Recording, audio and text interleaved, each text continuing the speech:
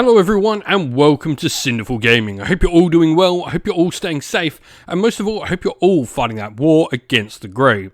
Today's video, we have a Black Library review for you, and today we're going to be checking out Farsight Empire of Lies by Phil Kelly. Now, this is book number 2 in the Farsight series by Phil Kelly. We have got a review up for book 1, which we will link at the top of the screen for you now. If you want to go check that out, there will be spoilers probably in this video as we go through sort of reflecting on how sort of book 1 sets up this book. So definitely, if you don't want any spoilers from book 1, if you haven't read that, maybe go check the first review, which will be a little bit less spoiler centric and will get you into the series and hopefully reading it as well. But as always with these, I generally like to listen to them in audio format. I listen to them on Audible while I'm doing hobby, painting up models that need to get painted. That just seems a never-ending pile of grey that I have to fight that war against. But this one is narrated by Andrew Wincott and Helen McAlpine, a really cool duo here of fantastic voice actors who bring a bunch of the characters to life really, really well. Two of my favourites that work with Black Library. Helen in particular, I think, is really sort of coming along strong in the story. I love how she sort of brings the character that she plays to life in this. And Andrew Wincott, for me, is just Farsight through and through now. I can't hear the voice, can't not hear the voice he does for Farsight all the time. But with that said, let's get talking about the story itself. And so, this story sees High Commander Farsight fresh from his victory against the Imperium over the Damocles Gulf. He looks to his borders now and finds his old enemies, the savage and warlike Orcs, threatening to ravage the heart of the Tau Empire and the Farsight Enclaves. Farsight's obsessive crusade against the Orcs soon sees him locked in an escalating conflict with the Greenskins, because we all know Greenskins, as they fight, they get stronger, the more get drawn to the fight.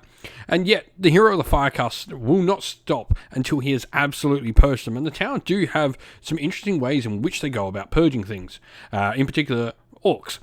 Now, foul forces are also at work in the shadows, however, forces that will do whatever they can to see Farsight's military genius fall upon the demon-haunted world of Arthas Moloch.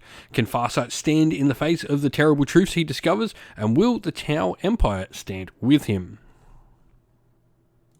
Today's video is brought to you by Gap Games, a fantastic retailer in Australia for a variety of different miniature war games. If you'd like to help support the channel, we have an affiliate link where by clicking on and purchasing, you'll help support the channel, but you'll also help support Gap Games, which is a fantastic servant to the community. And so, this story's purpose. I mean, if you know the story of Farsight, you sort of know what you're going to expect reading through this. If you don't, this book too. So the first book in the series really introduced us to Farsight, sets him up as a character really well, and gives us, the groundwork of him. Where this one really is the start of Farsight's fall from grace within the Tau Empire. Farsight obviously has always sort of been a little bit of a rebel. He's always been potentially looked at as being Vashtar, which is in the Tau tongue that means between spheres. So the Tau have this interesting caste system where they have like multiple different castes that do different things. The fire caste are the warriors, the earth caste are the scientists, the air caste are your pilots and your navigators, and then your water caste is sort of your scientist, envoys, and all of that. And then you have the ethereal caste, which are like these sort of governing caste. And it's all sort of a you're born into this role sort of thing that the Tau have. And Farsight, while being a fire warrior, he definitely dabbles in many of the other caste systems. He sees, science, he sees political sort of gains and all of that. And this is sort of seen as taboo within the Tau. You're not supposed to cross sphere. But Farsight does, nevertheless, and this is one of the many things we see that sort of begins to knock his faith, because he can't see why this thing that works so well for him is such a bad thing. And throughout the story here, we just get time and time again, things pop up that really begin to knock Farsight's faith in the Tau Empire, and in particular in the Ethereals as well, the governing caste of the Tau Empire. And so, of course, in any one of the series, our main character is Commander Farsight. And so it should be said, many times in these books there are sort of taken stories and are named after named characters. Many times they aren't particularly about that named character, rather stories around them.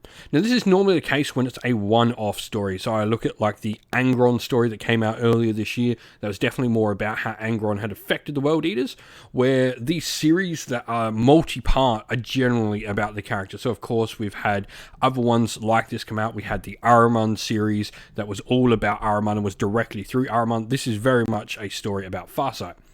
And so Commander Farsight is one of the pupils of Commander Puretide, who was an exemplary sort of Tau warrior. He was, this perfect martial artist, this perfect tactician, and him and a couple of others were the pupils and sort of learned all this.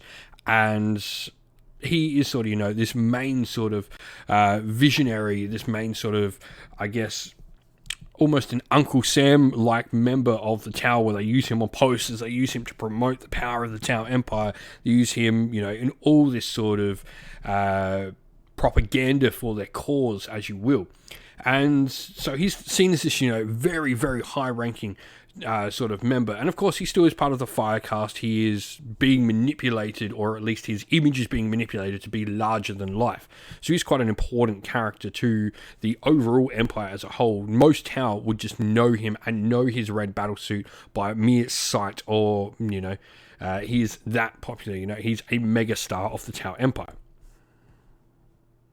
And so, what changes about the main character? And we talked about in the sort of what this story sort of affects. This is obviously, Farsight's real big change on what he sort of becomes, and becoming more of the Farsight we know in modern 40k. But there are some other changes here as well. I think Farsight's biggest change to him personally is that he realizes that many won't question his authority. While he is not ethereal cast, he has sort of this unlimited reach. Many will just sort of go with what he says based on, it's Commander Farsight, he can't be doing any wrong.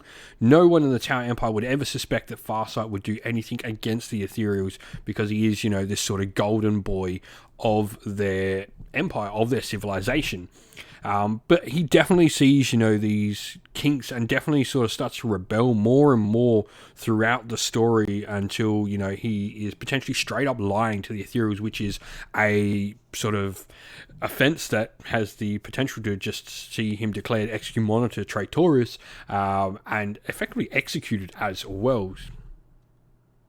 And so, what does this book do well? For me, once again, after the first Farsight story, this story, once again, has really strongly portrayed characters, really strongly built characters as well. Each member of the main and secondary, and even, those tertiary characters within the story and the cast, are truly unique. I think what Phil Kelly does in this is make each character seem their own individual person. It doesn't feel like sometimes you can get in some stories where everyone sort of seems to have this same sort of demeanor, or especially when you are dealing with large lots, to be like, well, we're dealing with the Vikings and they're all sort of very typical of Vikings in a story.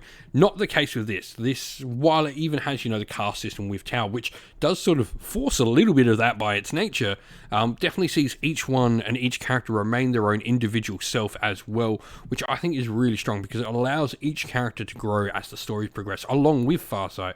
And as Farsight grows, those characters change because of how Farsight's feelings change as well. And I really like this. This makes the world that is built around Farsight in this seem real, because all these characters are individuals. And so, who would like this book? I think this is a pretty simple answer. Tau fans, if you like the Tau Empire and you want to learn about one of the most interesting characters, and also learn about some of the deepest and darkest secrets of the Tau, and how, while they may have this facade of being this beneficent, sort of good, sort of hopeful faction, they do have a very dark underlying sort of center to them. There's definitely a lot going on underneath the surface for the Tau Empire, but if you like Tau, I think there's a lot of information. But also in general 40k, I think this is a fantastic story built around one of the biggest characters in the entire setting. And so, in summary, for giving this book a grade, I would go A, maybe just scraping over an A-, which I've really been trying to make sure I'm a little bit harsher on criticizing the books, or at least ranking them, because a lot of people have been saying I give so many A's. I am a lore nerd when it comes to 40k. I'm in love with the lore and the narrative of both or rather any Warhammer setting, so I do really enjoy it. So I try to sort of look at this as a story. I think this truly deserves an A, though.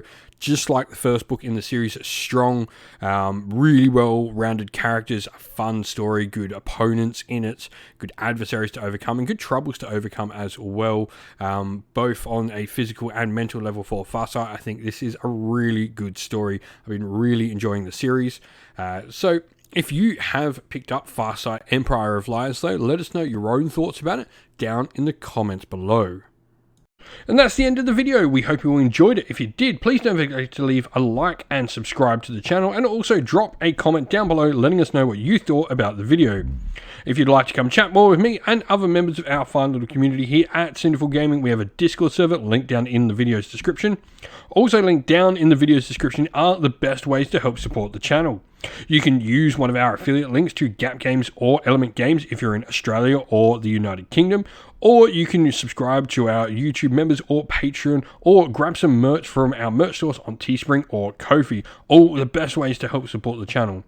As a special thanks to all our Patreon and YouTube members, we'd like to give them all a shout out. So thank you to our Patrons: Broken Chef, Andy C, Grimscold, Colorblind Magic, Benjamin Swallows, James Cater, Mark Harvey, Domir, Average Wargamer, JJ Austrian, Cure Dynamic, Andrew Bowen, Alder and Shot First, Kenny Lowell and Soren, and to our YouTube members: Green Roots Gaming, Ronya, Lock Lorick, the Johnny84, Broken Chef, Ariana Edwards, Monty's Tabletop Terrain, James Tillman, Disco, John Castle, and Gargamel196.